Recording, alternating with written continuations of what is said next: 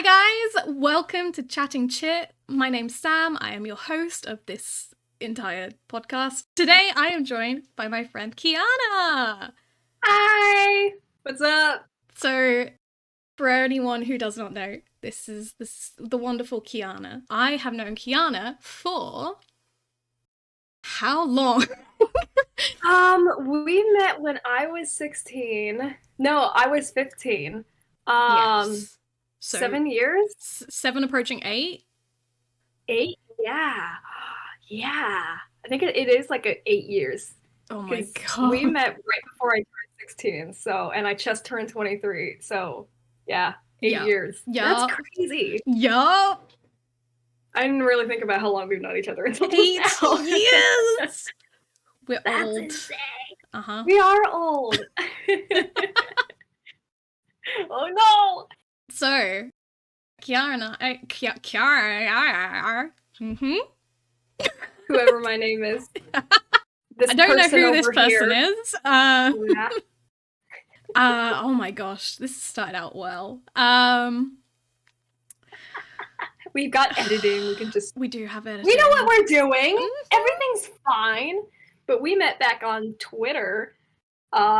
We did. Because we were Markiplier fans. Yes. And we were added into a group chat together where we could fan person over Mark, and the rest is history.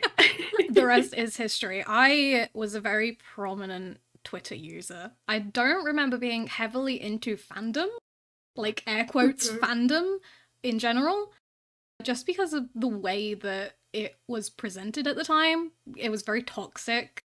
No matter where you looked, it was just very toxic. It was at the peak of Super Hulock and the whole Tumblr phase of wanting to be noticed by whoever you admired the most. Notice me, senpai. It was just a really rough time for the internet.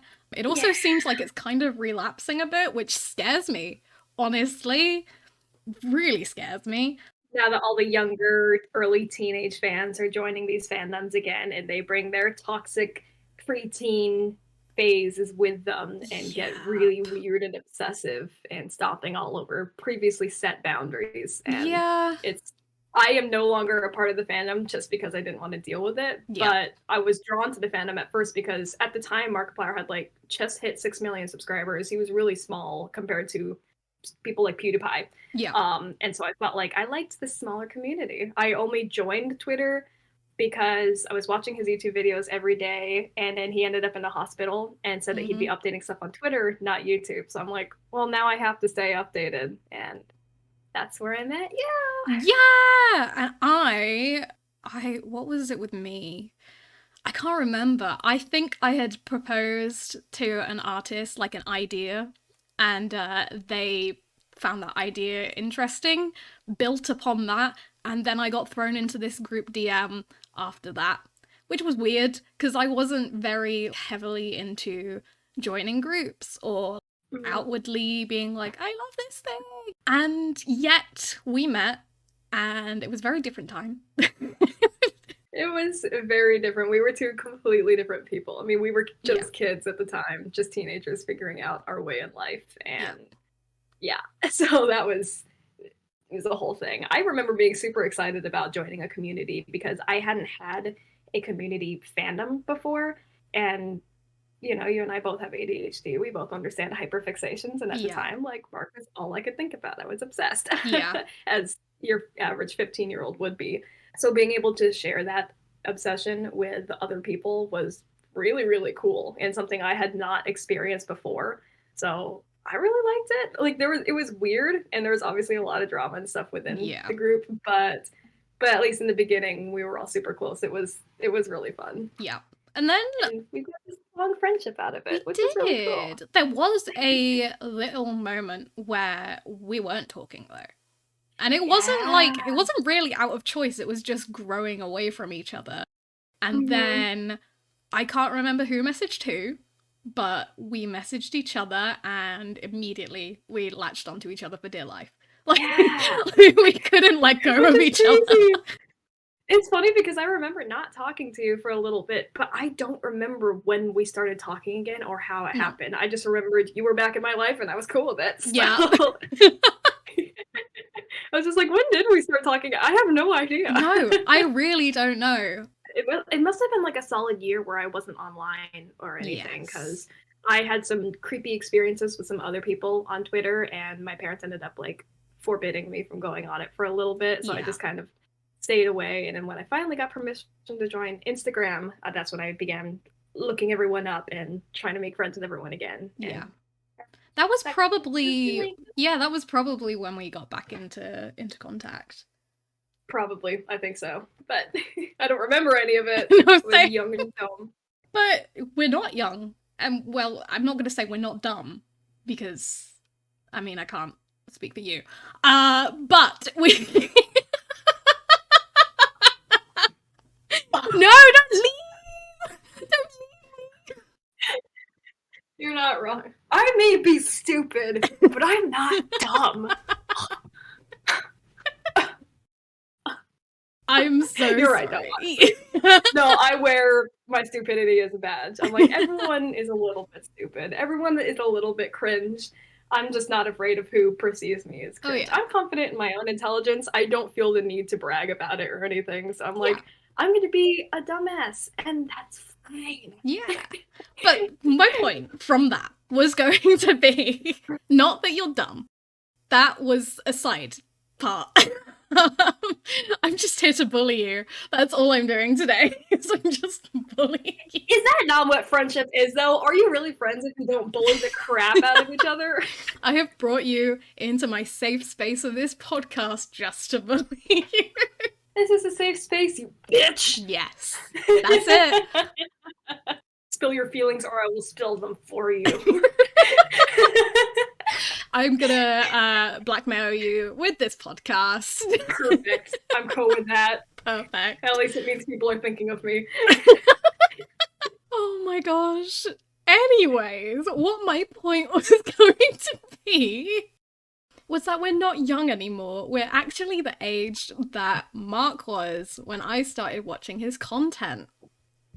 That's crazy. Yup. So Quick question. When did you start watching his content? Like, what videos were released that drew you towards his channel? It was, I believe, the Amnesia series. I think it was that far back. Yeah. That's crazy. Yeah. I didn't follow him until the Five Nights at Freddy's stuff. I had some friends who were obsessed with the game. I played it, and they're like, yo, you should watch this YouTuber. He's pretty great at it. And I'm like, oh, this YouTuber is kind of cute, though. Okay. And he's funny, and I love him. But there's always going to be a little place in my heart for Markiplier, even though I don't really watch anymore. Just he was a big part of my growth and development. So it was back then, and I am now the same age that he was, and that's weird to me because, like, really, it's so weird because it puts into perspective that I don't need to have everything figured out right now. Because he was still figuring his shit out. Yeah, he was still figuring it all out. He didn't know what he was doing, and he's come so far where he's made huge projects and basically produced films and written novels, essentially, because what he has created on YouTube, especially within the past few years, have been long-form stories squished into videos, essentially. Yeah. But, like, he's done so much for charity and so much in his personal growth that he is 32 now. And that is, how many years is that? That is 8 years? No. How old am I? It's nearly 10 years worth of growth that he, like, I am yet to do, essentially. Because that's what he's done in those 8 years. 10, I don't know. Time is a construct. But that's how much he's done within that amount of years. And it puts in perspective that I don't need to have done that by now. Yeah, exactly. Like, I'm sure you relate as well, but like there's always this rush of like you have to be successful super young, you have to have all your shit figured out by 18, and Yeah. like that's not how reality works at all. And it is super comforting to think about that. Like, but you and I are both starting a few projects right now, hoping Yeah. that it'll go well. Like this podcast for you, I'm super excited to Yeah. be on it with you. Thank And you. we featured you in my last podcast. Shameless plug, listen to Coochie Crew. Our latest episode features Sam. Ah. But like we're finally starting with little things and hoping it goes somewhere. And if not, it's just fun to do. Yeah. So like putting ourselves out there, and yeah, we don't need shit figured out right No. now. Like, and that's really it's nice to think about. Like, Yeah. we're good. We're all our own little time track, and we'll figure it out eventually, Yeah. or not at all. In my last episode on this podcast, we did talk a little bit about how ridiculous it is that they force you to have it all figured out at 18 and like you have to choose where your life's going to go. But it really has, even as a kid, I was like, I want to be able to create. I want to be doing things. I can't just sit behind a desk and have a desk job, even though that's kind of ironic because what am I doing right now? I'm sitting behind a desk and this is somewhat a desk job. It's not like the generic. You're right, though. It's not the generic desk job, but it's a desk job because I'm sat at a desk. There we go. But like at least here you're invested in your work and you enjoy what you're doing versus like simple data entry or answering phones for clients and stuff like that. So yeah, like it's a desk job that is a lot. Words are hard right now. More appealing. Yes. That's the word. Yes. Which is cool. But yeah, I've always wanted to create, and I had it in my brain that as a kid, as a literal 13-year-old making YouTube videos, I wanted to be able to say, like, I've done this by 17, I've done this by 18, I've done this by 20. No, I didn't need to. And I never did because, like you said earlier, I have ADHD. Like, it just, sometimes my passion isn't wholeheartedly in it, and then those projects go to the wayside. But, like, it does not matter when you're young what you do and what age you do it by. Yeah. And that is something I have only learned within the past few years, and it's really frustrating that I didn't learn it sooner. I know, I completely get that. The societal pressure is insane, and I hate that. And also, like, because you and I both have ADHD, what we're into right now might not be what we want to do 10 years from now. Yeah. Like, growing up, everyone asked me, like, what's your long-term plan? And I'm like, that's for Kiana 10 years from now to figure out. Like, that's not my job. Yeah. I have, like, what I want to do right now, I have a backup job that I'd love to do, like, in case plan A doesn't work out.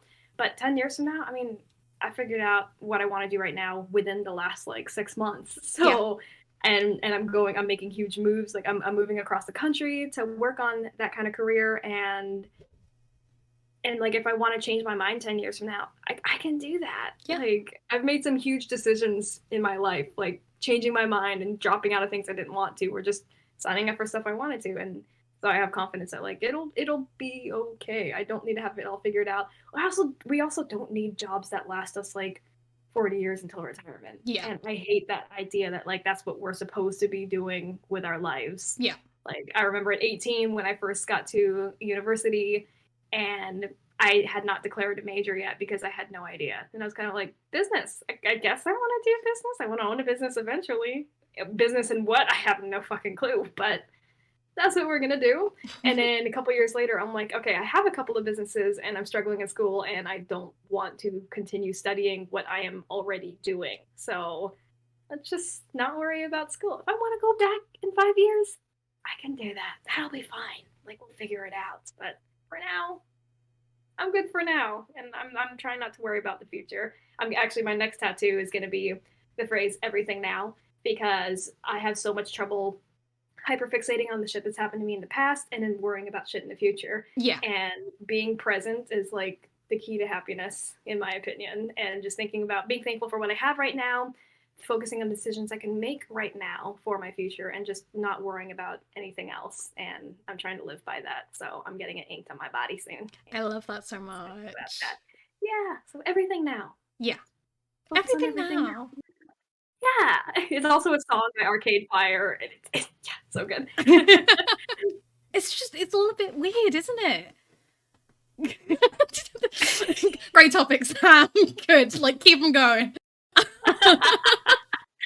figuring this out as we go. We're good. Yeah, no, it's fine. But it is weird because the reason that I used to be so fixated on what I was going to do with my future and where I needed to be, there was so much, like you said, there was so much societal pressure, but also I was putting pressure on myself for my own happiness.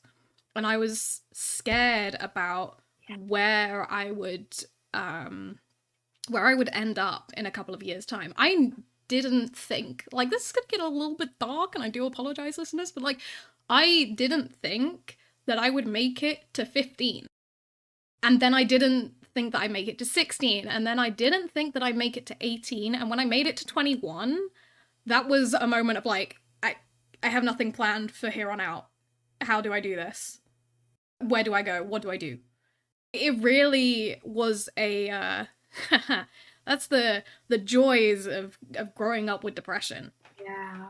But it was always me being scared of what people would think, where I was going. That's just fear itself. But it wasn't fear in a normal way. I don't know if that makes sense. Yeah. I think that's where I'm coming from when, like, I have a reaction to scary things. Because going back to Mark a little bit, Mark played horror games, right? That was his stick. Absolutely. It kind of is his stick still. Mm-hmm. I was never scared of the games or the films or anything like that. I was always scared of the anticipation of it all. Yeah. I was scared of the fear rather than afraid of the thing that you were meant to be fearing. Yeah. And it's always been the anticipation. That, I think, that is what I have always been that's always been my biggest downfall, is the anticipation of everything, because I cannot live in the moment, or at least I used to struggle with it. I'm getting better at it now, but it was always the anticipation of things rather than the actual thing itself.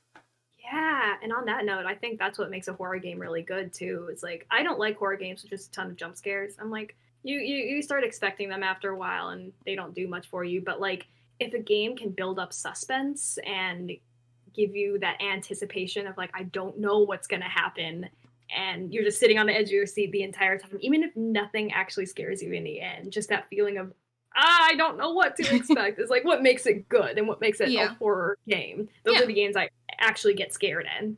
Like, I'll watch them and I'll be like covering my face like is something gonna happen? Oh my god. So yeah, that absolutely makes sense, and that fear of fear itself is valid and reasonable. Yeah, I get that. Because I think that's why everything in life was scary, and why I had to have plans, and why it had to, because I did not like the anticipation of it all. And so when I reached 21, it was just like, I don't have anticipation of anything. What am I? Who am I doing? What is all of this? Because I wasn't anticipating reaching 21. And so how was I meant to worry about anything in the future? Yeah, because you didn't expect that you'd have to deal with any of that shit in the future in the first place. So now you get here and it's like, I have nothing planned. I don't know what I'm doing here. Yeah. And now I've been an adult in a pandemic, and I've not really known what adulthood is meant to be like yet. Yeah. And I honestly, like, I don't think you're alone in that feeling at all. Yeah. I think we all had expectations of what adulthood was supposed to be like.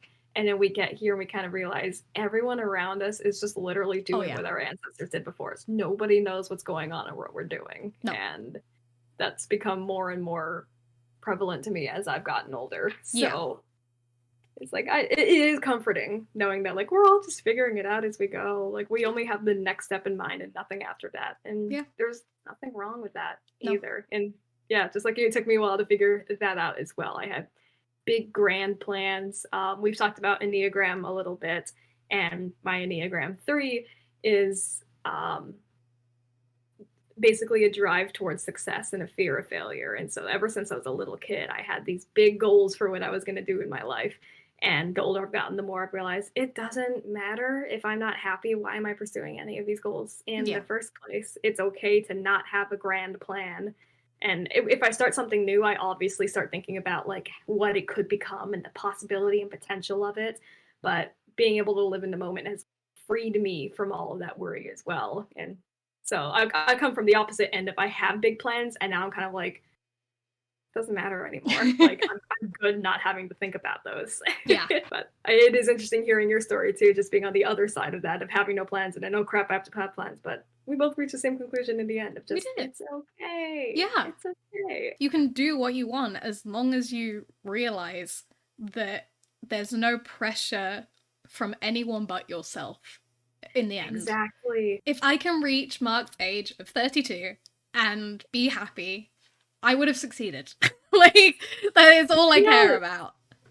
Honestly, yeah. And yeah, going back to the whole societal expectations of us is like, we can go outside that and still find a way of happiness, because I don't think what society expects is happiness in the end. Like, especially in my country, the whole American dream thing is just like working a job for 40 years, retiring in this nice neighborhood with white picket fences and green lawns. And it's like, that's so limiting. And I would rather die than have that be my life. But like, I want to live outside of the box, and I want to find my own version of happiness and inspire others to do the same thing too. It's like, don't worry about what everyone else wants you to think. That's dumb and stupid, and I hate it.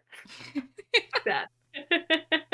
Talking about happiness, you and I met before the pandemic happened. Yeah, it's weird thinking about that. Yeah.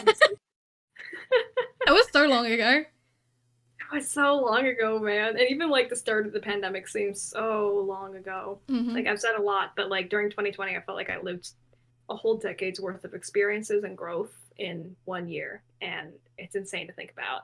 Yeah. But when did we meet? It would have been September? Oh my god, no, it was before I was meant to be moving to uni. It was literally the same weekend that I was moving to uni. Oh, wow. Wait, when we met on Twitter? No, when we met in person. Oh, yeah. So we met in person back in 2019. Yeah, August or September. It was late summer. I think it was September, because it was the same weekend that I was meant to be moving to uni. That's crazy. Oh my god. I just appreciate the fact that you came out and visited us despite of course having all that stuff going on. I was either moving to uni or moving back to a new house at uni. It was one of those, can't remember exactly, but it was definitely one of those things where it's like, I should probably be back in my university town right now rather than hanging out in London. Absolutely. And for our audience, I was just gonna give a little backstory on like how we met in London and all that. But I have family over in Sweden, and so in summer of 2019, my family went to go visit them for like a little family reunion up there, and we stayed 2 weeks there, and then we went to London for 3 days, which was not enough time to do anything in London. And Sam and I have had a lot of conversations about how frustrating that was, because my family wanted to see the whole city in like less than 3 days, and that was not easy for anybody involved. I got sick halfway through the trip, and it was like falling asleep on the bus on the way there. Like, I don't want to be here, but it's also London. I can't not be here. But yeah, Sam came out to visit us and stayed with us for like 2 nights. Yes, it was. Yeah, I think it was 2 days, 2 nights, roughly. Yes. Yep. And that was super cool. It was the first time I met them in person, and it was so cool. You were a lot shorter than I thought you would be. All right. Okay. If I invited you on here to be bullied, then you can't bully me. That's not how that works here. It's not how that works. Wait, so I can't bully you in the safe space, but you can bully me? It's my safe space. Okay, fine. You're not short. I'm just really freaking tall. But yeah, it was super cool. At that time, we were in a different fandom. when we met. The Good Good Omens fandom. Omens! Hang on. Can I like pull up that picture? Yeah, We go dressed for it. up as the two characters, Aziraphale and Crowley, and it was so cool. We Crowley. Been so long since I've said that name out loud. You're just American. That's your excuse.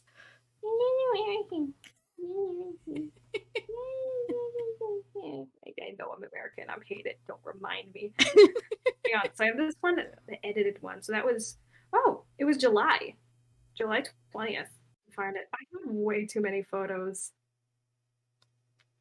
For the listeners at home, Kiana is currently leaned back in their chair and searching through their phone to try and find the photo of me and them as Crowley and Aziraphale from Good Omens that we took in our little vacation to London.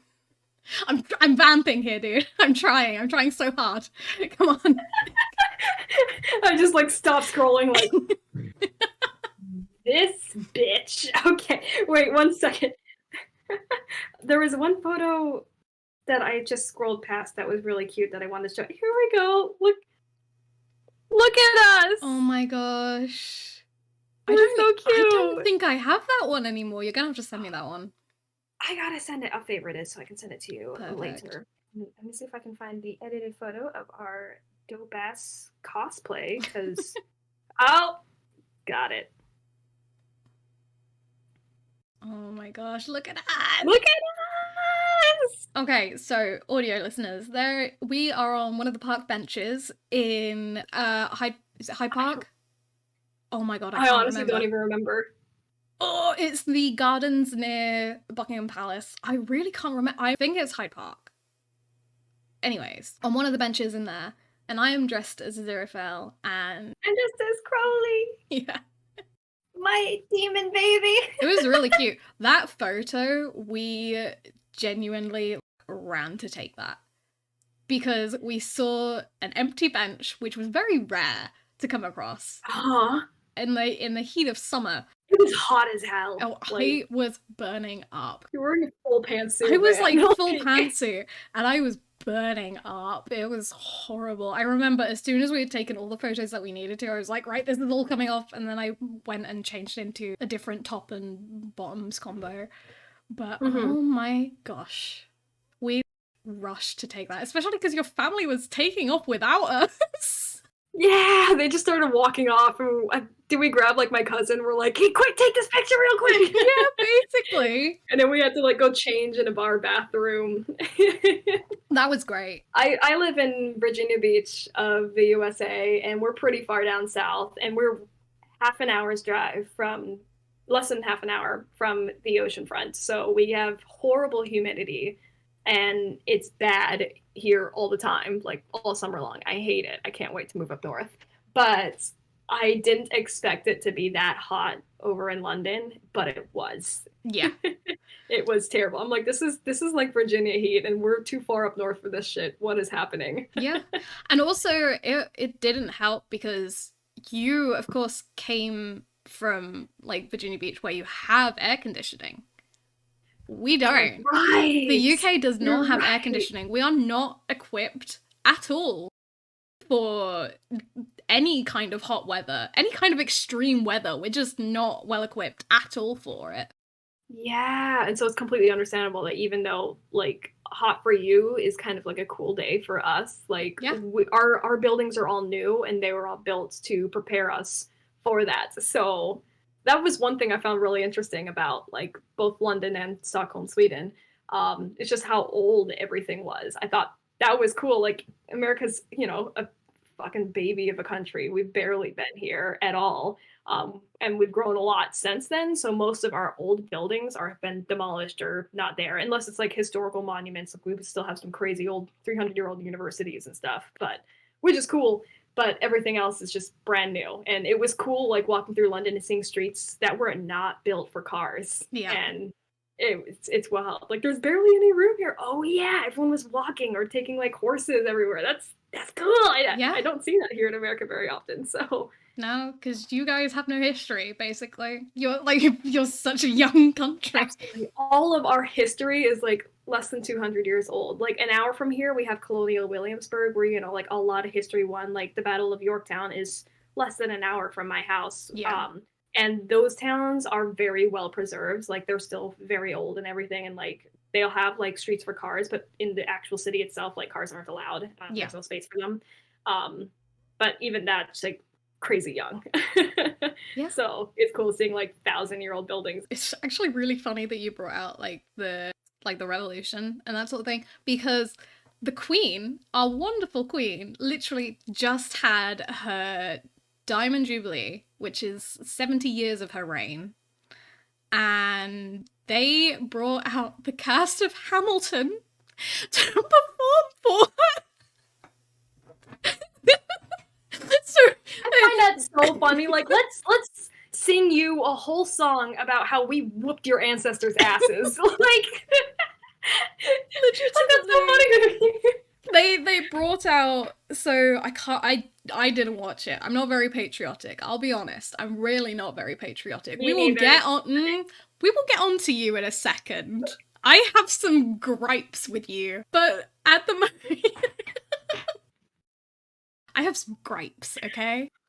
And I'm not very patriotic. I don't really care that I like good for Lizzie. I'm very proud of her. Good for her.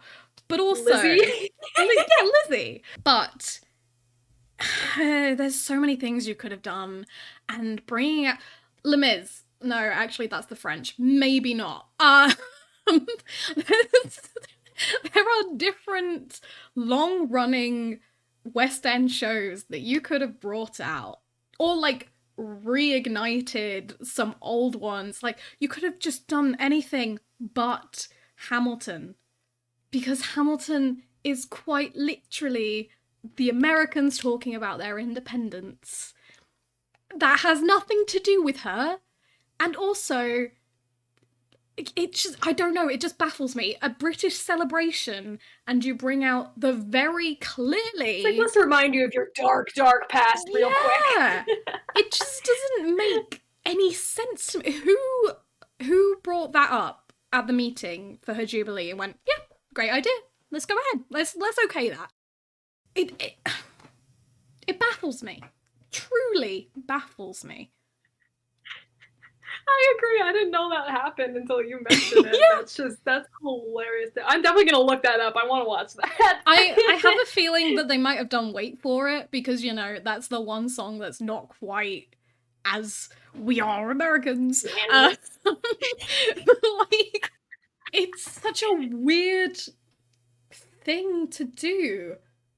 They literally like mocked the king in the musical at the time, and like one of her ancestors being like, fuck you all. Yeah. I'm like, that's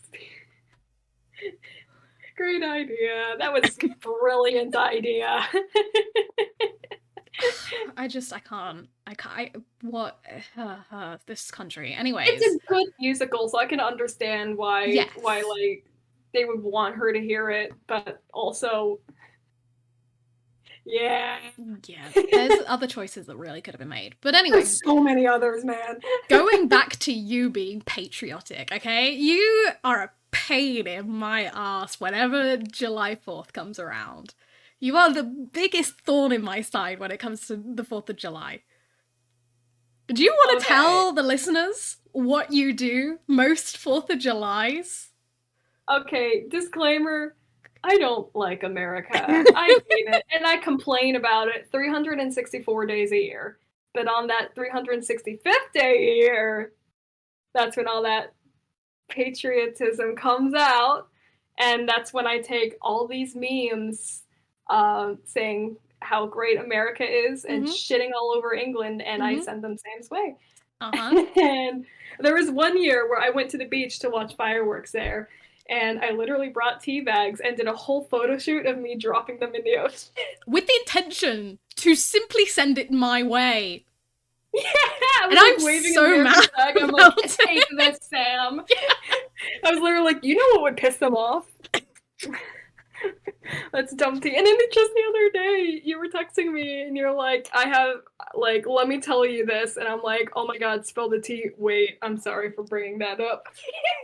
Absolutely. The worst human being I know. Yeah, I mean, give me just one day of the year to pretend that I like living here. Yeah, but that wasn't even the one day, was it? No, that wasn't July 4th. That was like June 1st. Okay, maybe like 2 days out of the year. Yeah, okay. Let me have some British slander. Alright, sure. Like, the rest of the year, I'm literally like texting Sam, like, oh my God, I fucking hate this country. This new bill that was passed, like, this is gonna affect me so badly. I hate it. If I'm not burning cities down, like, protesting, I'm moving out of here. I'm retiring somewhere else. And then on the 4th of July, I'm like, freedom! Yeah! You know? Viewers, you can't see my disappointed face, but it's there. Viewers? So no, listeners? I can see can't. it. Oh my God. I can feel their disappointed face. Mhm. Like, I can also see you, but like I can also feel it in my bones. Mm-hmm. Even from across the pond. Across the pond. Yeah. That good old pond that keeps us distanced. Yeah. Keeps Sam from strangling my throat. Yeah. I was about to say I almost did it one year. That's not that's questionable. Were you now? I almost came over to America to see you was kind of the context of that. Not coming over to no. Anyways, moving on. If you grabbed my throat, it would not go in the direction you would have thought it were going. I'm like, kinky whore. Alright, okay, you want to admit that? Go for it. On this podcast, specifically, you want to admit that?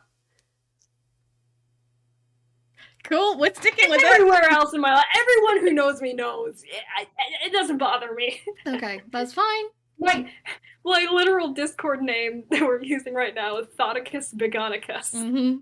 And I set my name to Thought, because... Yeah. The silence was deafening. I'm gonna go for now. Right? You off now? Okay, cool, bye. I had a point. Where was the point was, I almost came over to see you the same year that the pandemic happened. Yeah! Oh my God, I forgot about that. We were planning for like August 2020. I was gonna be there for a whole last month. We had this whole thing planned. We're like, you were going to visit me. We were going to go up to New York City with a friend of ours and like tour, watch Hamilton. We were going to road trip. I was going to take them to like coffee shops and bars and like you were going to be my wingman. Yeah. I was literally telling Sam, like, if you want to find a partner here in the States, all you have to do is flex your accent and people will go apeshit for it. Like, trust me, I know we all pretend that we hate the British, but we don't. As soon as we hear an accent, we're like, come over here. So I was like literally giving them a whole lecture on like, here's what you gotta do. Say hi. That's literally it. All you have to do, and then you're good. Mm-hmm. But obviously, we didn't get to do any of that stuff because the world ended. Yeah, I had my tickets booked and everything. I know. And it took me like a year to try and get that refund. That was so frustrating. Like, I remember being on the phone with you and we were planning everything out and like you were booking them right there and we were so excited. And then that was like January 2020. And then 2 months later, we're like, so maybe this will die down by the summer. And then like a month passed and we're like, I don't think this is going to die down by the summer. That was depressing, man. I almost forgot about all that too. We were so excited for it. And I was mad. Hi guys, it's Sam from Chatting Chit here to interrupt this podcast to remind you that we are on Twitter and Instagram at Chatting Chit Pod. That is on Twitter and Instagram at Chatting Chit Pod. And because you're watching this on YouTube, did you know that you can find this on Spotify, Apple Music, and wherever you find your podcasts? pretty fun, huh? I hope you're enjoying the podcast, and I will just, I'll leave you to it now. Have fun. I honestly think every country thinks they're the greatest in the world, and Americans are just really fucking loud about it. Mm-hmm. I hate it. I know. I am on the 4th of July. Yeah, I'm friends with you. I hate this country so bad, but I just want one day of the year where I am proud of something about it, Mm-hmm. Even if it's just like, oh, look at fireworks. Pretty fireworks. To be fair, I feel that's kind of the same in the UK. Like, we literally every year celebrate the 5th of November. Actually, no, that's very anti... Okay, so I was about to be like, we celebrate the 5th of November every year, and it's fireworks that we set off to celebrate... No, we celebrate a plot that was there to destroy Parliament. Like, actively. I don't know where it's at now. I think in the past we used to have fireworks to celebrate the fact that the perpetrators got caught. I'm pretty sure that's why it used to happen. I'm almost certain that nowadays we do it because we're very glad, like, it almost happened. You know? It could have happened. It almost happened. That's kind of funny to me. I actually didn't know that was like a holiday or whatever. Did you not? It's Guy Fawkes Night. That's crazy. Also, American history only teaches about American history. Like, we don't give a shit about the rest of the world. So I'm uneducated when it comes to literally anything outside of these borders. So yeah. But that's wild to me. Like, it almost worked. Let's celebrate that. So what it was, I'm gonna absolutely butcher this now that I'm recording a podcast, but the whole thing was I think there were 12 or 13 people who got together and they conspired to blow up Parliament on a very specific day. It's like, the Sherlock episode from, I want to say, season 3, where John gets thrown into a bonfire. Yeah! That was set on Bonfire Night, Guy Fawkes Night, the 5th of November.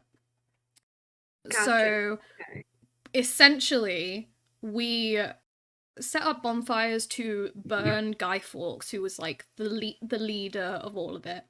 And we then set off fireworks because they were gonna use gunpowder, and so it all kind of links in like that. But yeah, so that Sherlock episode might have seemed really weird to people who didn't know what Guy Fawkes Night was. I've only just come to realize that episode really could not have made much sense to people outside of the UK. Honestly, yeah, I just, like, when I watched it when I was younger, I just kind of assumed it was like some big festival or just a holiday I didn't know about, but like I also didn't care enough to look up. Of course. So yeah, that's why the kid was like, "Mommy, Guy Fawkes is talking," because they had the scarecrow of Guy Fawkes there, but of course John was like in the bonfire as well. Spoilers for anyone who hasn't watched season 3 of Sherlock. He wasn't in a bonfire. That was just, we made it up for fun. Yeah, like lying on the internet. Yeah, totally. Mm-hmm. That's what's going on. Yeah. But yeah, that's what Guy Fawkes Night is. So I was kind of like, oh, we have a similar thing, but like I do think that with the generations, the meaning of Guy Fawkes Night has changed. I do think that Bonfire Night nowadays is more a celebration of what could have been rather than what didn't happen. And I think that's definitely a generation thing rather than, a tradition thing. That makes sense. Or at least I see it as a celebration of what could have happened. Maybe it's just my personal view. Some listener's gonna be like, actually, excuse me. Yeah. You're wrong. And to you I say, why are you still listening? Huh? Oh? What you gonna do?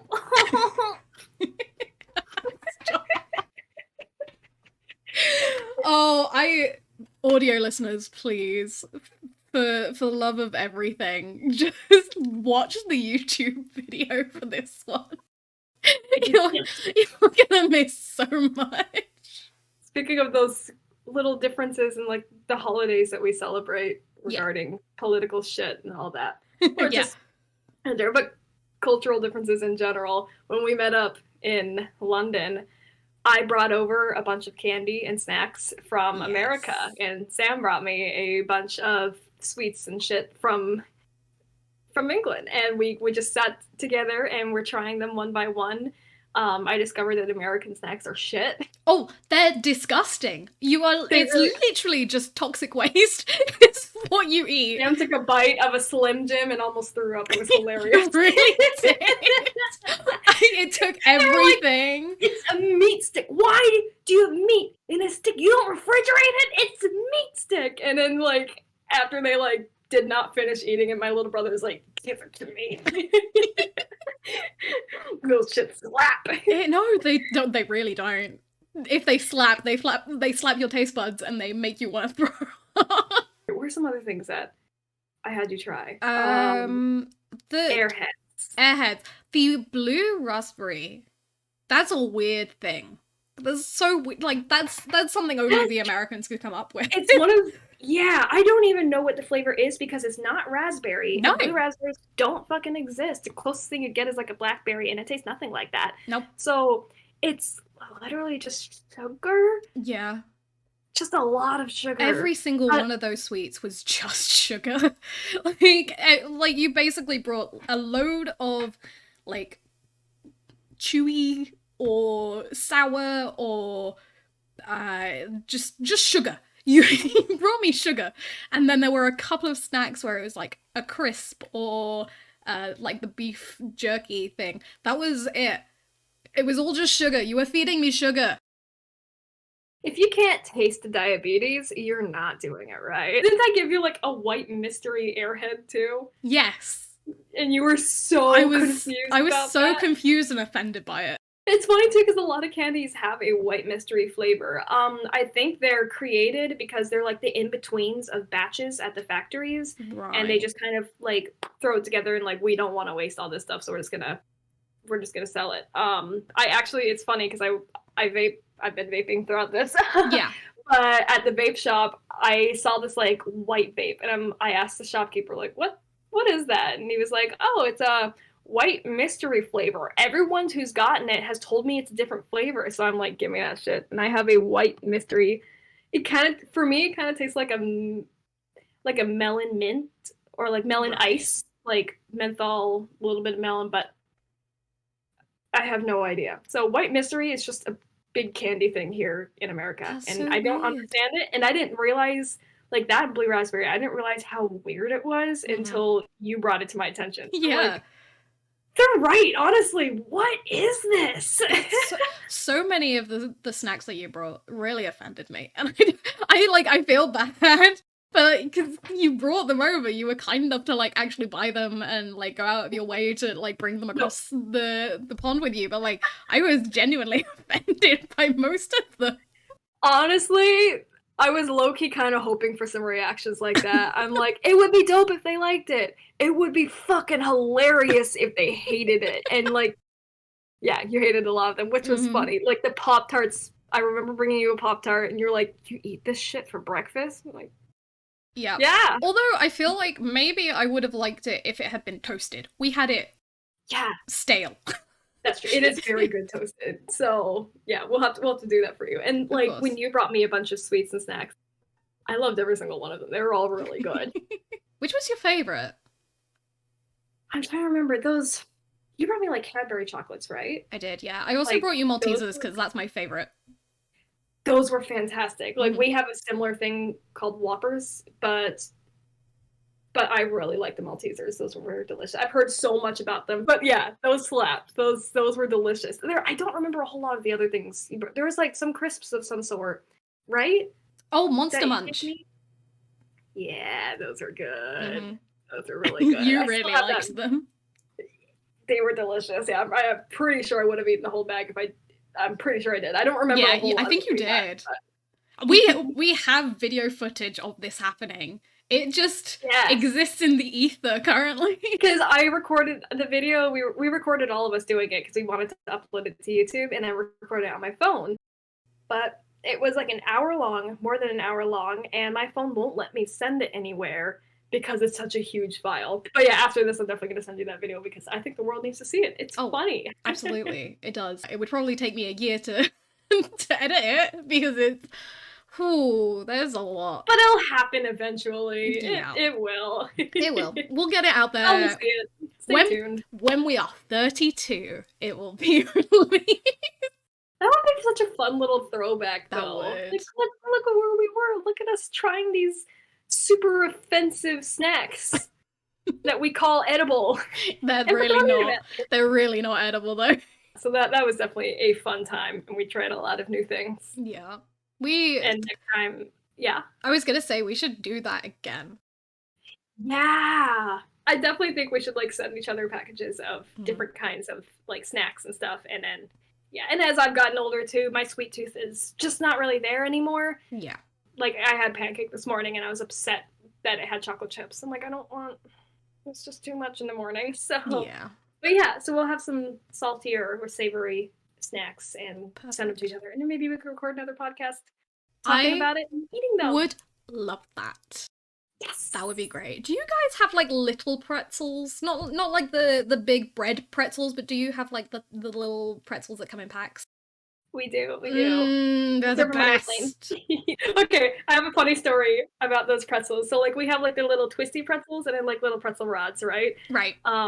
Those little rods, as a kid, when I would eat them, I would take a tiny little bite and then just swallow it. I wouldn't chew it. I would just swallow it because I like the feeling of it going down my throat. So just... You are something else. You are truly a different breed, Kiana. I was a really weird kid. You know what? Wait. Pretzels? Those little pretzels with like the easy cheese. No. Yo, I gotta... You don't gotta put me onto that. I'm not being called to that. You onto it. No. I gotta put you on that. Absolutely not. It's so bad for you. It's barely cheese. Like, here's the thing about American cheeses. So I have a dairy allergy, right? Like, I can't eat cheese. I'll do it anyway because it's fucking delicious. Yeah. When I get like a cheeseburger from like a fast food restaurant, the cheese on it does not bother me. That's how fake our cheese is. Is my dairy allergy like, this ain't dairy. This ain't dairy. That hurts. It's bad.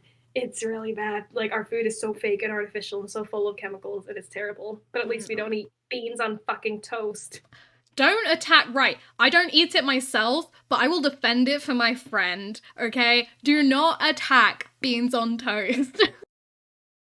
Okay, but at least, I will say this, despite our differences, at least we can all make fun of Vegemite, right? The Australians, right? No, actually, I can't get onto that, because I really like Marmite. I'm sorry, you're on your own. You like it and you won't have Slim Jims. Yes. Yes. Look, Kiana, I'm gonna let you in on a little secret. The professionals think that I might be autistic. Can you see why all of these food choices are so random for me? It's because it's either texture-based or taste-based. Like, it has nothing to do with me being able to eat everything. It's all specific taste. Okay. That's fair. That's fair. Especially if you grow up with a certain food, no matter how weird it is, you're gonna like it. Like, that's just the thing. Like, you know, I'm Filipino, right? My mom grew up in the Philippines, so she grew up eating Filipino cuisine. Yeah. There's this food that Filipinos eat, and what's it called? Balut. It's called balut. B-A-L-U-T. And it is a raw, fermented, partially grown duck egg. Or chicken egg, either one. You open it up, and there's a partially developed chicken there, and you eat it. And it's normal to, like, pick feathers out of your teeth. And it smells terrible, and it smells like piss, but, like, if you grow up eating it, You love it. There's a Filipino store like 5 minutes from my house, and they sell them there. I'm allergic to eggs, and I feel like that goes for partially developed chickens. Yeah, probably.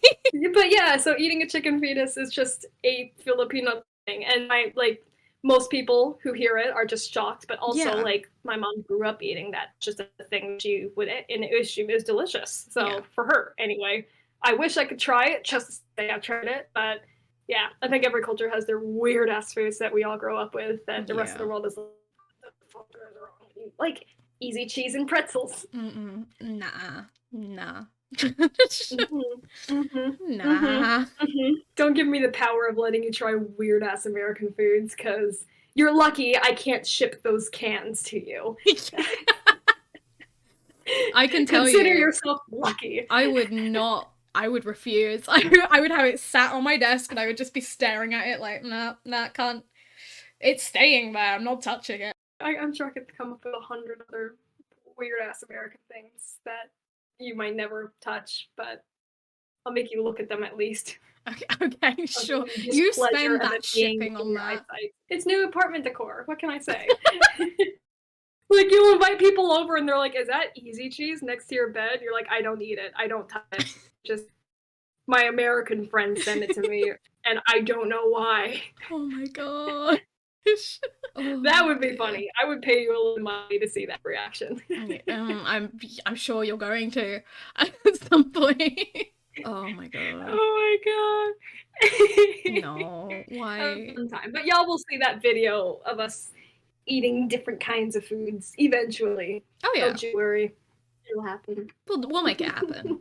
We have so many plans for the future. Once we had a list of all the films that we were going to watch together. Do you remember that?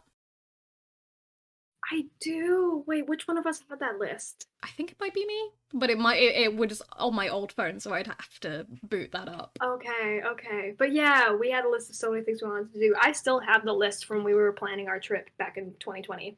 I have rock climbing was on it. Yeah, rock climbing. Also, I just opened up my phone and I have a list of quotes. One of them is Sam's quotes. Oh, please. Let's go. Let's do this. There's only one quote on it. Oh. And it is, glad you enjoyed that asshole. Where's the comma? Is there a comma? Please tell me there's a comma.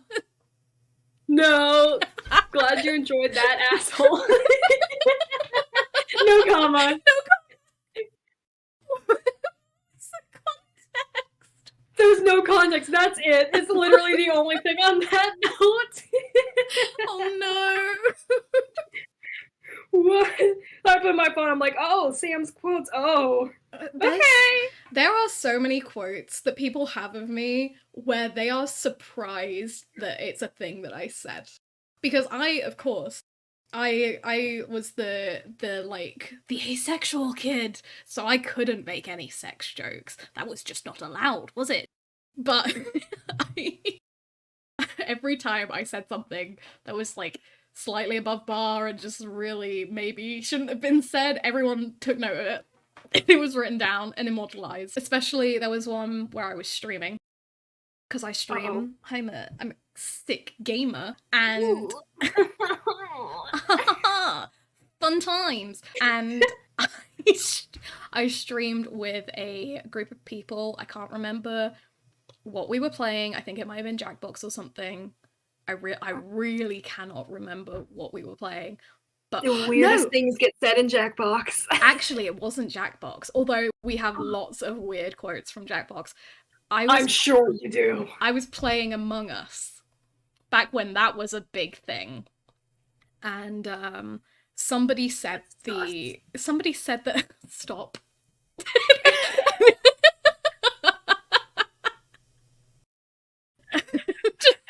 just no.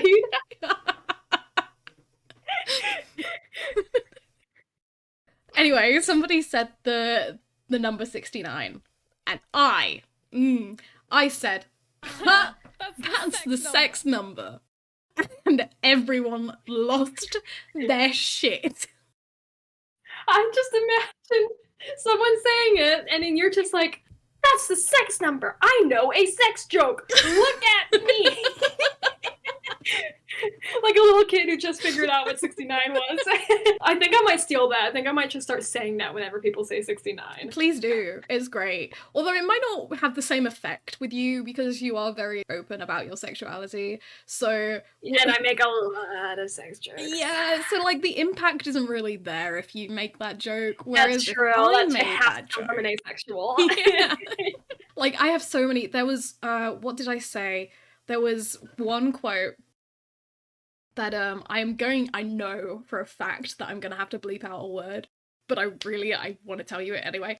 I can't remember the context, but I said after a friend of mine had said, "Oh, punch him in the dick," and I was like, "Okay, so what's the equivalent for a female?" Oh, I know, kick her in the.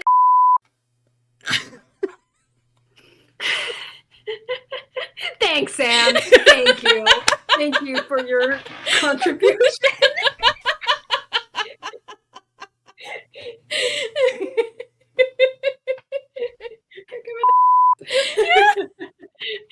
That's round of applause for Sam, everybody. Thank you. Very proud of that one. I'm so proud. I'm proud of you. I'm like a proud dad. My kid's growing up. Oh. Woo! But the reason I pulled out my phone in the first place was to pull out the list of things to do with Sam in America. Hey, back on topic. Back on topic. That was a fun little rabbit hole, though. I enjoyed hearing you say some terrible things. Backyard barbecue, bonfire, sparklers, you know, good old American Memorial Day type shit. Broadway, we wanted to watch Hamilton with our friend. Hiking was an option on there as well, because there are so many beautiful spots to hike here. That is like the national parks, the mountains, like it is gorgeous here. I will say that. I do feel that America has a more beautiful landscape to go through. Not in the inner cities, but when you get outside those cities, you have so much more beautiful views. Whereas I could, like, if I went on a hike here, I'd be looking at mud for days on end. Like, wet mud. That is true. Like, the landscape across the country, like, obviously there's a huge fucking country, and so there's a lot of shit within it. Like, we have beaches here, we have mountains just 4 hours west, and then you go further out and you'll see, like, more beautiful mountains, different types of forests, and then far out west, you have, like, deserts. We have big national parks with, like, geysers and all that cool shit, and, like, evergreen forests, and, like, canyons, and it is pretty cool. I haven't actually seen a whole lot of that because travel's still expensive, but it is cool how much you could see just in our country without a passport. And you can just get in a car and just take off and take a few weeks and just travel the country, and that is pretty cool. And that's something I wanted to do with you too, Sam, because like I really haven't done it, and it would be super cool for us to just explore the country together. But horseback riding ? Because that shit ain't cheap. Also, my stories with horses, I have a lot of them. Oh, do you want me to delve? You can't just bring it up and not tell. Do you have trauma with these beasts? I kind of do. I kind of do. So, spill the tea or not. Stop it. Stop. I am scolding you like I am your parent. You're not my dad. No, true. I won't take your dad's role in your life. It's all good. He doesn't have to worry about that. We're good. But I used to go to, there's this like little adventure park near where I grew up called Creeley. And it has like a couple of rides, and it's very child-based. It has like an indoor play area. But there were horses. I don't know if this is true anymore, but there was a farm. And there were horses, and there were horses you could ride. And it would be like £2.50 for a ride or whatever. So every time we went, I was like, can I ride the horses, please? Give me the horses. I want the horses. Because I wasn't a horse girl, but I was pretty close to it. I could have been with the right push. So I'm glad you were saved from that. So I would used to go on that, and it would, when it was cheap enough to go to Creeley every weekend, it would be every weekend, and then of course it eventually grew to like, you know, every 2 weeks, and then every month, and then maybe like once every 6 months, especially as we got older. But I then went to Jamaica for my auntie's wedding. And Ooh, yeah, she got married in Jamaica. It was lovely. It was a that's lovely cool. ceremony. And they also kind of had Nice. their honeymoon while they were out there as well. It was like a whole thing. And one of the, I can't remember if it was before the wedding or after, but one of the activities that they had planned was horse riding for all of the girls. And of course, I don't identify that way anymore. But of course, when I was with the family, that's the way they saw me. So that's where I was going. The Sure. guys went on a helicopter ride, I think. I definitely wouldn't have liked that because I'm scared of heights. So Fair. horse riding it is. I'll take it. They called ahead and told them that there will be a child with us and we need a pony for that child. So I got to like go with them. I wasn't going to be left behind from any activity. It was going to be great. We got there. Right. Everyone was starting to get on their horses, and then I was like one of the last people to get on the horse. I was meant to have a pony, right? Doesn't mean that they actually gave me a pony. No. So I, as a child in 2007, I was barely 9. I got onto a fully grown horse that was almost twice the size of every other horse that was there. I wish I was joking. And when I got onto it, I settled down. My mum got onto her horse. My horse decided to go after her horse and try to attack it. No. Uh-huh. With me on it. And I have never been scared so shitless in my entire life. That is possibly the one time in my tiny little pea brain where I was like, I'm gonna die! This is my death right now. It's in Jamaica on this horse. That's not a fun thought for a little tiny pea brain. Nope. It was oh my God. terrifying. And so they got me off. They like tied the horse up and all that sort of thing. And they were like, we could get you a different horse. Because they really didn't, like, they were a business. I know you feared for your life and have experienced trauma that you will likely carry with you for the rest of your life, but like, here's another horse. Yeah. So they tried to get me on another horse, and I was like, no, I refuse. I'm not getting onto it. No. And my mum was like, okay, I'll stay back with you because I'm not gonna go on without my kid. Which was good. Good for her. Glad she did that. So we both stayed back, and I think someone else stayed back with us as well because they didn't feel comfortable knowing that the handlers were quite okay with letting a child get on a big horse. I don't know, I can't remember the specifics. Like I say, it was 2007, so it was a very long time ago. Right. But the three of us stayed back, and they all went off on their horse ride across the mountains and across a beach and all that sort of stuff. I'm sure it was lovely. But I carried that horse riding trauma with me for the rest of my life. And I eventually, can't remember when it was, I think it was 2020, I think. I finally conquered my fear because a friend of mine contacted me and was like, I have this horse riding thing, that like experience that's about to run out. I broke up with my partner.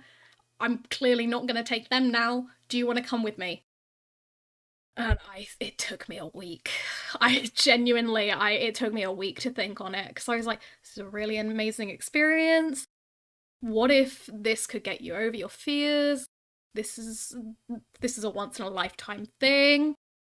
But also, what if that horse bucks you off? What if you fall off of the horse? What if the horse kills you? Like, genuinely. Oh, no. It was, and of course, I'm short as well. I'm pretty sure at the time in 2020, I was still 5'0" nothing. Genuinely, I'm so small when you stand me next to a fully grown horse. And they're fucking huge, because I'm pretty tall and I'm still short compared to a horse. Like, they're crazy. Yeah. And so it took me about a week, but then I was like, okay, this person's not going to be able to take anyone else. fine, I'll do it.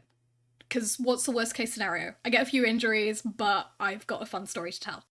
So I went there, we got all kitted out.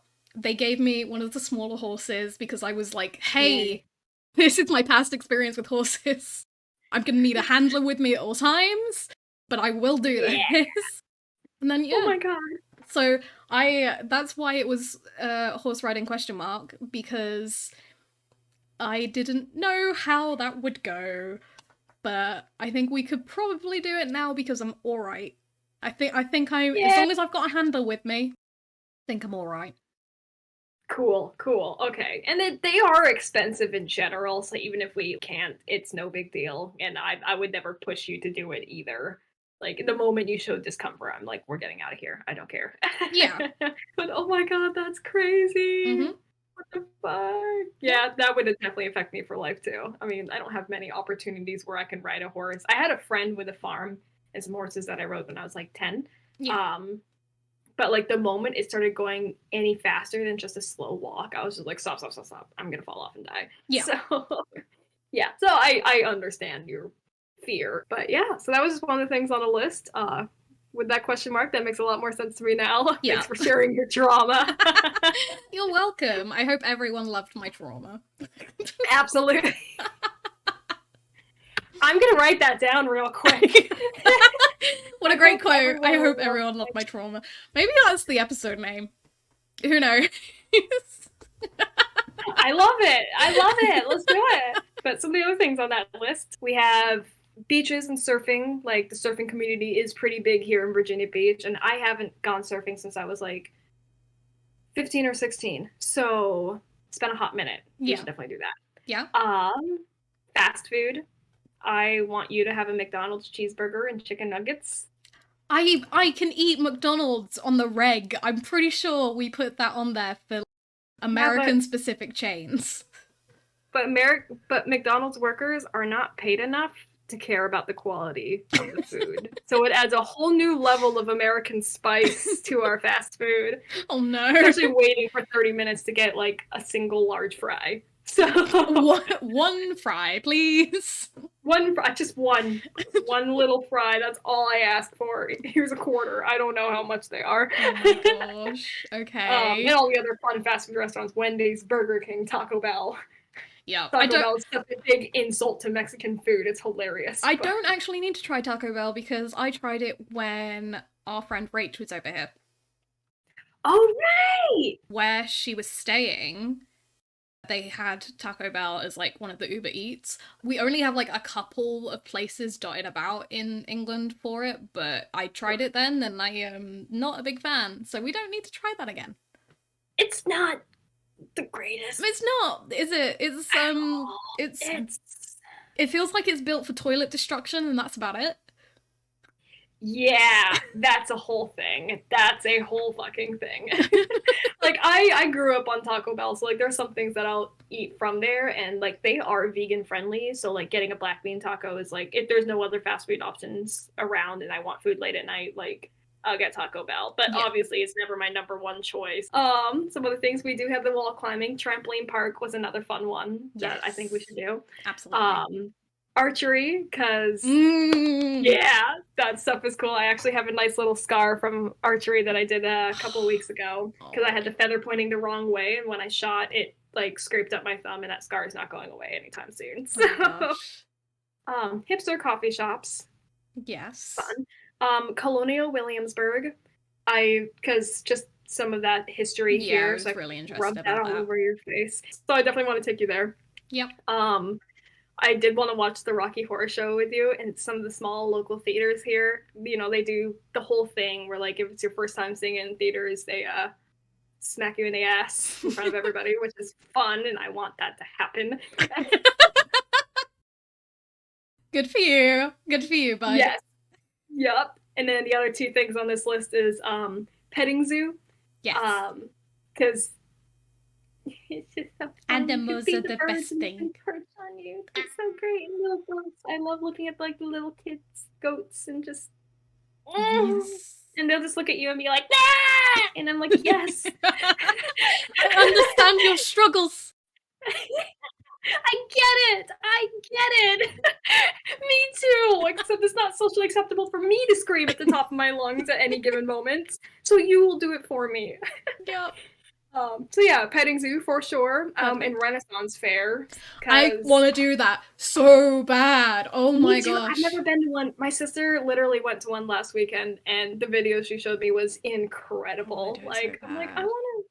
I'm not like huge into fantasy anymore. I don't play D&D or anything. I'm not as much of a nerd as I used to be. Yeah. But like something about just going back in time and dressing up and buying cool shit is Yes. really cool, and I'm I want to do that. I'm so mad that the UK has nothing like that. It really Really? doesn't. The Sometimes there'll be like little events that pop up, maybe in like Scotland or something, but in England, I have never come across an actual like Renaissance fair. That's Like, shocking to me because I like that's like old English history is like what we're trying to recreate yeah, with Renaissance fairs, and it's wild to me that that's not a thing there. Like, where are we obsessing over your history? I guess because it is our history in a way too. yeah, But that's wild. So we definitely have to. You have to come over, and we'll got to do that. yeah. And then the last thing on here, and I'm sure we had a conversation about it, but a Vietnamese nail salon. I really can't remember why that's on the list, honestly. I don't either. Because I'm not very good. Like I, people watching the video portion, you can see that I clearly don't take care of my nails, and I also don't really go in and get my nails done like a lot of people I know do, I because yeah. it's very I don't know, the idea of anything I work. I use my hands a lot at work. So if they Yeah. like peeled off or like came off and like took my nail with, like, I got fears about that. Yeah, no, I completely get that. And it's just expensive, and like I don't take care of my nails either. They're short. Or, like I take care of them, but I keep Yeah. them short. I keep them unpainted because I like the way it makes my hands look a lot more masked, and also how else am I going to let the world know I'm gay? Also, I do a lot of work with my hands. Like I was a cleaner for a while, and like all the bleach and chemically products was just not good for nails. I play musical instruments, I rock climb, I work out, so like you can't have long nails for any Yeah. of those things. So I've just consistently kept them short. And it's just so expensive too. Like when I go to a nail salon, I always get like the gel nails because they'll last like up to a month if you take care of them. Yeah. But you will easily pay like $80 to $90 for them, like Yeah. for a full set. And I just, it's not worth it to me No. anymore. Did we It's a fun maybe experience, but I was gonna say, did we maybe put it down for goss reasons? For like going in and just people watching? maybe, because the culture there is kind of fun. Like they're usually family-owned businesses from immigrant families. I remember going into a salon at one point to get my nails done, and like they have like a this specific family-owned salon had like this little 3-year-old kid, and he kept on like bringing me toys to show me while I was getting my nails done. And then when I was getting my Aww. hands done, he just sat in my lap and began showing me like his Vietnamese shows while I was getting them done. It was Aww. so cute. And then his mom found out he was listening to it in Vietnamese and yelled at him for that. She's like, she doesn't understand it. Listen to English stuff. It Aww. was hilarious. But like they are very cute. Very like if you go to one of the family owned ones, like it is just adorable and Yeah. I like them a lot. But they're also expensive, and I don't think like you and I are both short on money anyway. Yeah, we If can we take can that visit off each the other in the next list. couple of years, it would be a miracle. So we can take that off the list. Yeah. but Oh my but gosh. that's the whole list. And oh, and tattoos was obviously one of them. Yes. I'm still mad. Okay, we had this deal where I designed Sam's first tattoo, and it Mm-hmm. was super cool. And then I was supposed to get my first tattoo with them. Yeah, the little heart one. Yep. It still looks so good too. It still looks beautiful, and I'm happy about that. Yep. But yeah, so that was a really cool moment for us, and I promised them that I would get my first tattoo with them. And we were supposed to do it in 2020 Yep. when you came to visit me, So and you can see where this story is going, listener. so it didn't. And then end of 2020, like a few months after you were supposed to be here, my rabbit died, Yeah. and I she had lived 10 years. I got her when I was 10 years old, so I was really upset about it, and I wanted to dedicate my first tattoo to her. So I have this little bunny tattoo on my Oh ankle. no, not the free feet. It's adorable. Careful. No, don't look at my feet. You gotta pay for this. To see more, subscribe to my OnlyFans. It's not the promotion part of the episode yet. And so, like, when I posted it for the first time, I'm pretty sure you were in my DMs like, what the fuck is this? And I'm like, I'm sorry, I couldn't wait. And then like 6 months later, I ended up getting my first big tattoo. Mm-hmm. And I want more. I want to be covered in tattoos like you are. I just broke. Yeah. So I had that one tattoo I mentioned earlier that I want to get on my thigh. I have a whole list of tattoos I want to get. I just don't have the money for it. So it's gonna happen over the span of literally the next 10 years. I'm also like, I don't think my ideas for tattoos are great right now. So I'm willing to wait longer to like make sure I'm really sure about it and then get the tattoos and just wait till I have more money in the bank account. So like when I'm an old person, I will have lots of tattoos. I'm kind of in no rush to cover myself in them yet, but you will be there for one of them. There's like several big tattoos I really want to get. I want to get like a dragon wrapping around my arm here, and my sister is an artist. She draws dragons, and she's designing that one for me, and I'm super stoked about that. I love and also that. pays heritage to my Asian heritage in general, so I think that's cool. I want to get like an octopus on my thigh. I want to get like a big leg sleeve with like a Renaissance type art thing. The Fallen Angel one by Michelangelo. Yeah. That one's cool, and I really want that one on my thigh, or like a whole leg sleeve piece of it. So, yeah, there's all sorts of stuff I want to get eventually. You will be there for some of them. Don't worry. I better be, because I am mad. You made a promise. We've had that promise for years. I was so terrified of tattoos when you first got your tattoo, so I'm like, okay, if they did it, like I can do it too. Like they'll be there for me when I do it, and then okay. Well, the world ended, so you can't really blame me for COVID. No, I can't blame you for COVID, but I can blame you for not waiting. So where's the rebuttal? There isn't one. Okay, cool. Moving on. Anyways, how's the weather over there? Oh my gosh, if we've gotten to that point of conversation, we should probably end. That's probably fair. Okay, so if we have actually come to that point, I would like to know, what are you up to? Is there anything you'd like to promote? Tell people where they can find you. What am I up to? Well, right now I'm having a podcast with a lovely, lovely friend of mine. Oh. It's wonderful. But I am going to be moving to Detroit here in like literally a month, and I'm very excited for that. So I'm going to be super busy on my end for the next few weeks. But if you want to follow me on Instagram, it is kianarenee.nomad, KIANARENEE.nomad. I'm a photographer. I'm starting to pursue videography up in Detroit, so you're going to see a lot of that stuff on my Instagram account soon. I'm not crazy active with posts, but I am there. So if you message me or anything, I'll see it and I'll respond right away. And also, my podcast with my friend Vania, Coochie Crew. Sam was featured on our latest episode.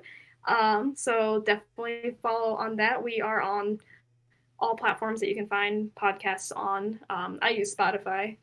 But yeah, so give us a follow. And thank you so much for having me. No, thank you for coming on. It's been lovely talking to you. It's been great. And so maybe in the future we'll have another episode where we eat each other's snacks and talk about them. Yeah. And I'm going to find some weird shit for you. I'll also have to bring you on again at some point for a gender-based conversation, because I feel like that would be a really interesting conversation to have with you. Because we have a lot of stories. We do. We have a lot to discuss. But I hope that this has been a good time for you. It's been lovely having you on as a guest. And thank you for having me. No, thank you. And again, if you want to follow Kiana, remind them where they can follow you. Instagram, KianaRenee.nomad. Follow me there, and I would love to see you. There we go. Thank you so much for watching, guys. I am Sam L. Drake on pretty much everything apart from Instagram. I am Sam Drake on Instagram. And this has been Chatting Chit. Thank you so much for listening. And I hope you have a wonderful morning, evening, afternoon, night. I should probably end it there. All right. Bye, guys. Bye.